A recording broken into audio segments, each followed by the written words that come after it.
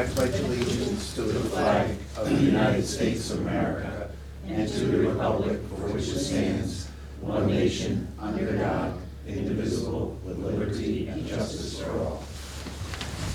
Okay. Everybody's got an agenda. If you don't, there's one right up here on the table. I've just got two amendments to it to add under new business, item C, data gathering, and item D, planning board appointment. So does somebody want to make a motion on that? I'll make a motion. Is there a second? I'll second it. All in favor? Aye. Opposed? So carried. Okay, a motion to amend or accept minutes of February 4th and February 21st, 2019. I'll make that motion. I'll second that. All in favor? Aye. Opposed? So carried. We don't have any budget transfers or amendments, so motion to pay audited vendors' claims. You've had a chance to audit them, and it's shown on the February bills are shown on the agenda. I'll make that motion. I'll second it. All in favor? Aye. Aye. Opposed? So carried. Okay, a motion to accept and direct all correspondence. It said there's a list attached to it. Is there, you forgot to put the list on?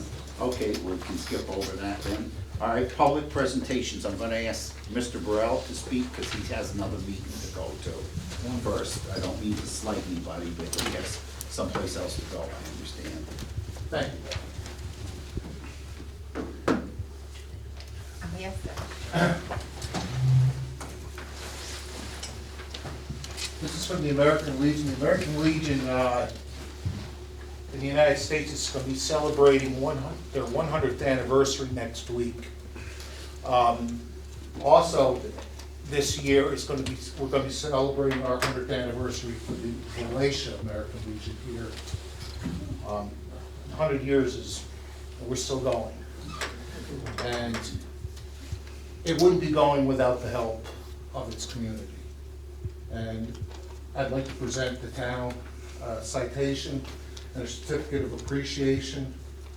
This is presented to the town of Kinderhook by the John W. McConnell American Legion Post 47 and the Department of New York.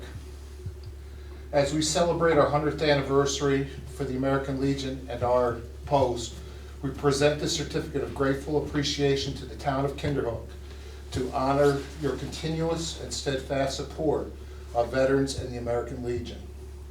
Presented with sincere thanks and best wishes by the American Legion, the Department of New York, on this day, signed by Gary Shatner, our department commander. Thank you very much. Thank you. Also, Pat would like to present the town with a special commemorative coin. This is a 100th anniversary coin. There's only been 500 of these coins minted. I'd like to present the town with this coin. Thank you also. so much. Thank you very, very much. I appreciate that, and we're going to give this to the clerk, and she's going to display it probably in her office or in here. All right, well, Thank thank you. you. Yeah, thank you, Thank Pat. you. And like I said, we're looking forward to you guys on Memorial Day. We're going to also take that time to celebrate our 100th anniversary on Memorial Day. And this year it is being, the parade and the ceremony is going to be held here in Valatia. And we'll have some special activities that day and that weekend, to celebrate. Once again, thank you. Thank you very much. Thank you, guys. guys. Thank you. Thank you. Okay, and our assessor's clerk has asked to speak tonight. Give us an update of what she's doing in the clerk's office there. So, Mrs. Knott? Stand back here. The reason why I'm here, normally the assessor's office doesn't come out and really have much to say. But recently, because of some robocalls, and it was on TV, it was in the newspaper, I think it was even on the radio, that a lot of people were concerned that they had to re-sign up to get their enhanced star exemption. We had anticipated this, and we had sent out all the renewals a month early. We sent them out in October, due back March 1st. So we had that all taken care of, and we did get a lot of calls from a lot of seniors who were concerned that perhaps they didn't sign up, they missed the time to sign up, but we had it all taken care of. It was a little confusing the way it was put through the media.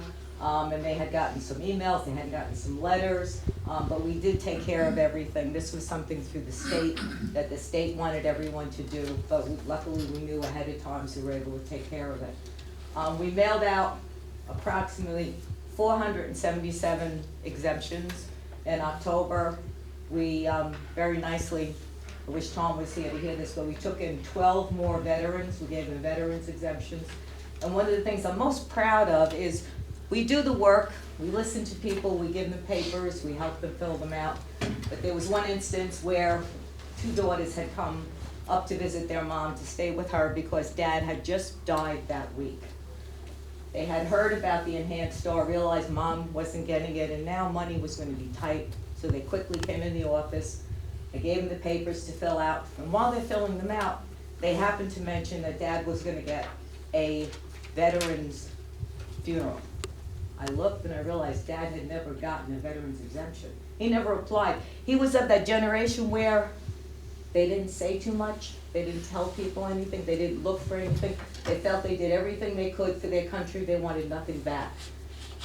When I heard them say about the military funeral, I said, wait a minute, get me this paper and that paper, come back in here, sign this, and we're able to get her a veteran's exemption, even though she's a widow and she'll continue to get it. This is the kind of thing that we do in the assessor's office. We listen, we help, we do the best that we can, and we have very nice residents to work with. So I just wanted to let everybody know that's what's going on. Even though we heard all the stuff from the state and a lot of people were nervous, we got everybody taken care of and life is good. Thank you. Very good, thank you so much, thank you. Okay, Mr. O'Hara. Sir. You want to speak about climate change and the carbon footprint. Well, I'm proud to say the town of Kinderhook has not enhanced in their carbon footprint by not heating this hot room. I got that impression as soon as I came in. I Boy, want, these guys as are on the usual, right we're track here. ahead of the curve. You are. I can't help but approve. So, the point of this resolution that I've asked you guys to consider is that we all have a kind of a circle of spheres of influence that we can do something about. What can I do personally, with my family, with my community, with my county, my state, and so forth, kind of concentric circles. And so when you think about what you can do yourself, you've often heard, well, change your light bulbs, or turn down the thermostat. And certainly, these are all parts of the puzzle that each of us individually can do something about. But as you extend your circle out and you think about, well, what can we do together that might have a little bit more impact than me as an individual? And that's where we get into the realm of town boards, county legislators, state and federal. So I don't think I need to make an argument that the climate problem is confronting all of us, that Kinderhook Town has already kind of, as a body, acknowledged this. The question then is, what do we, either as individuals or as a body, do about it? And so at the federal level, there's been a piece of legislation introduced that is House Resolution number 763, which was introduced last year at the end of the year, and this is the new one. Hasn't yet been introduced in the Senate yet. And what this does effectively is to give, to create a steadily increasing price, a little bit of a fee on top of whatever the actual market price is for coal, oil, and natural gas, imposed on the extractors, whoever the actual entity that takes it out of the ground is, right at the beginning of its entry into the economy. So that fee would be collected and put in a revenue pot, which is separate from the rest of the U.S. Federal government revenue, and then distributed as a dividend to all U.S. citizens. All the adults get a full share, all the kids get a half share. And the effect that we're trying to encourage here, as detailed in the document here, is that the increased cost will be visible in the cost of goods and services, the cost of a piece of paper, a coat, a shirt, whatever it is that we buy that has been made or shipped or packaged or retailed using fossil fuels. So at each step along the line, everybody involved in that supply chain has decisions to make, as they always do. What's the less expensive way to get the job done? And so changing the price of fossil fuels as it ripples through the economy, all of those purchasing agents and decision makers along the way, the factory owner who says, well, how am I gonna make my product next year? Let's look at increased energy efficiency in the plant, perhaps a different kind of machinery to do what I need to do, different kind of truck to carry my goods to market, and they'll make decisions that will affect the cost of their product when it hits the market for us. So we go to the store and we look at a couple of coffee cups. One coffee cup, the maker back at the plant has figured out a different way to fire the ceramics that go into making that coffee cup, which makes it slightly less consumptive of fossil fuels and therefore less expensive. You don't know the difference, why that it's less expensive. You say, well, I want a good coffee cup. All other things being equal, you're gonna choose the less expensive one. So you don't have to be educated in environmental disciplines and science and so forth. What we're doing is creating what the economists would call a price signal, that as it ripples through the economy, each of us are gonna do our own family's best interest. We're gonna choose the less expensive of whatever it is we're gonna buy. And that then has an effect on our, what we call the carbon footprint, our contribution to the problem. So economists almost entirely have figured out that this is an effective way to get the job done, which is not to just impose a regulation or a fine on polluters, if you can find them. I mean, you have the big power plants and, you know, effluent that goes into the river. Yeah, we've been doing that for many, many years. But this involves essentially the entire economy, working together without having to know that they are, to do our part to reduce our contribution. And the estimates are, based on the economists' models, is that over the next 10 years, this is going to reduce our pollution in regards to coal and oil and natural gas by about 40%. Now, the flip side of it, when you look at the dividend side, that goes out in equal measure to everybody. So every family is going to have a check, according to the legislation, that comes in every month. So for about 60% of the American population, at the end of the month, they're going to have a net benefit. They're going to have more money in their accounts than they would have otherwise. So what are they going to do with that? They're going to spend it on whatever the heck they want to spend it on. And for the lower 60% of the population, this will provide an economic stimulus as dispersed as you could possibly imagine, because every family is going to do whatever they want to do with the money. And so the increased money that they're going to spend on goods and services, on their rent, on diapers, on childcare, whatever the heck they need, that creates jobs in each of their local economies.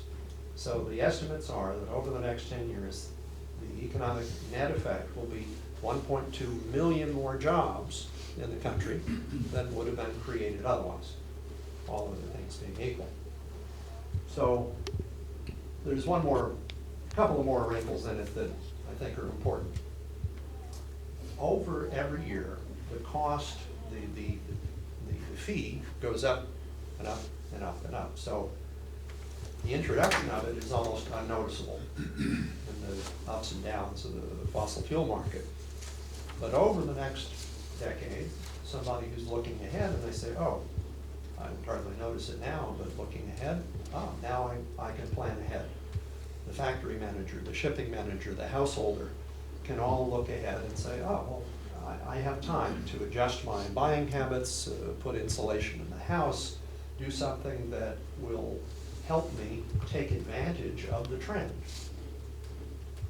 And the dividend, of course, reduces the potential economic pain for most people, and makes it possible to think of this as an economic advantage. So, that's the general idea. We're also including what we call a border adjustment, as described in the document, which is to say that American manufacturers who are affected by this, who are selling goods overseas, would otherwise be disadvantaged because their price basis for some of the things they do will be a little bit higher than their competitors overseas. So they will get effectively a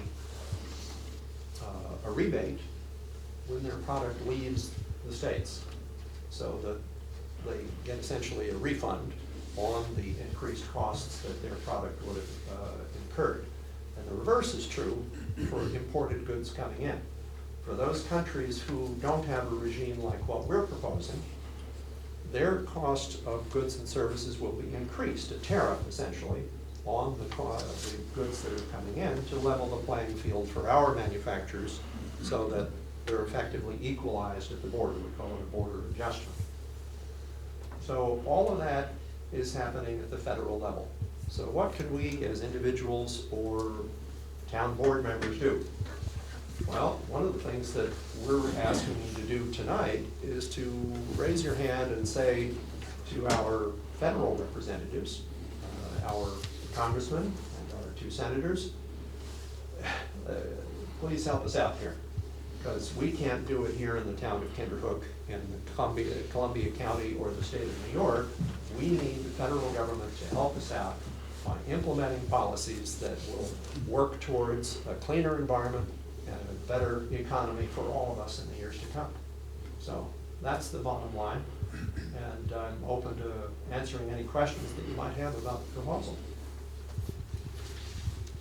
When would it be, if it was passed, when would it start? Well, you're familiar, I'm sure, with the way legislation works its way through. The starting point would be whenever the president signs the bill. So let's imagine that that's 2 years from now. Let's put a stake in the ground and say that's the objective. But it's subject to the normal processes.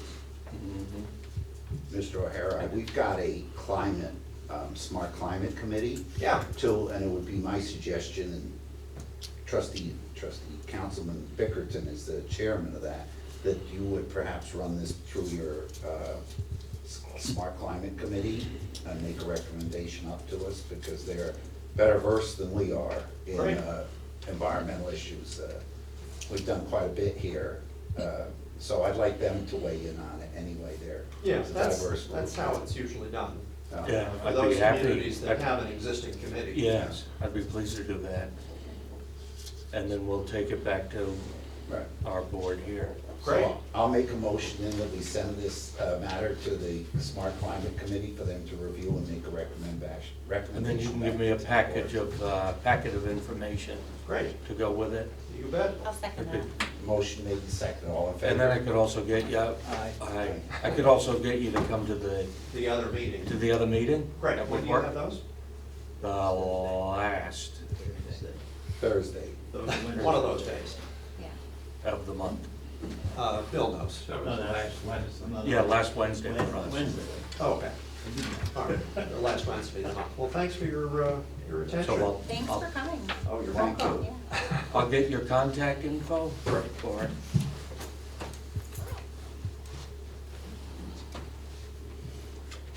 And the economists have been vetting this. They have, actually, from Yes. both sides of the political spectrum. Yes.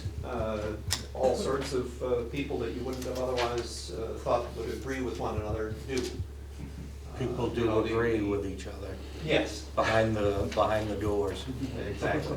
And I apologize for my mistake in putting the village of Kinderhook rather than the town. in a That's couple of okay. places in the I think document. other people, that happens. Yes. That's all the time. Yeah. Both ways. All right. Thank you, Thank you, sir. sir. Thank you. It's You great. bet. Thank you. Okay, moving along, I should have said before, councilperson Leader is ill tonight, so she asked to be excused. for the meeting, which she is. So public comments. Does any member of the public have anything to say? Supervisor, can I just make a comment on that? Yeah. She did, she wanted just to, make an announcement for the shredding program. Oh, okay, go ahead. and do Yeah, that it's just then gonna while start, March 18th through the 28th, it'll be the next, for the 2 weeks. So that'll be, she just wanted to. Oh, that means we have bins here and that folks can bring in any documents they wish to have shredded. They'll be here and deposit them, and it's for seniors, right? This Yeah. is the KISS program.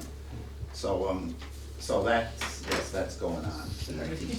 Okay, Somebody asked me. public comments, anybody? Yes, Mr. Science. Hi, very frankly, after a while, I get exhausted being the harbinger or expression of the negative, the positive, whichever we should describe it as. However, the more research you do with respect to climate change, right, the more concerned you should become.